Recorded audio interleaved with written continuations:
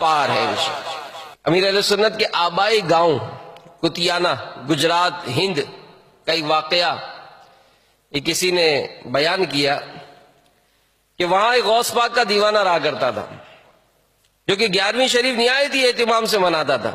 الحمدللہ ہم بھی مناتے ہیں، بلکہ فیضان مدینہ عالمی مدنی مرکز فیضان مدینہ میں تو 11 دن 11ویں منائی جا رہی ہے۔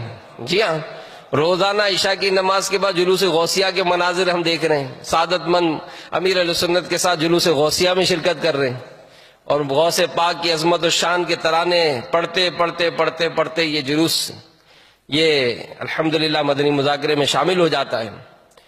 تو وہ دیوانہ غوث اعظم کا 11ویں شریف بہت ہی اہتمام سے مناتا تھا۔ اس کی خاص بات یہ بھی تھی تو وہ دیوانہ غوث اعظم کا یہ سیدوں سے بہت پیار کرتا تھا، چھوٹے چھوٹے ننھے منھے سید زادوں کو یہ لیے پھرتا تھا، انہیں شیرنی وغیرہ خرید کر پیش کرتا۔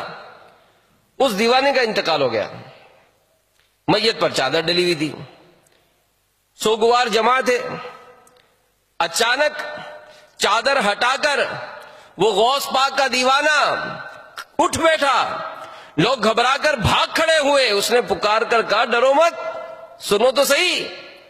لوگ جب قریب آئے تو کہنے لگا کہ بات دراصل یہ ہے کہ ابھی میرے 11ویں والے آقا، پیروں کے پیر، پیس دستگیر، روشن ضمیر، قطب ربانی، محبوب سبحانی، غوث السمدانی، قندین نورانی، شہباز لامکانی، پیر پیرا، میر میرا، شیخ ابو محمد عبد القادر جیلانی قدس سرہ النورانی، میرے غوث پاک تشریف لائے۔ انہوں نے مجھے ٹھوکر لگائی اور فرمایا کہ ہمارا مرید ہو کر بغیر توبہ کیے مر گیا، اٹھ اور توبہ کر لے۔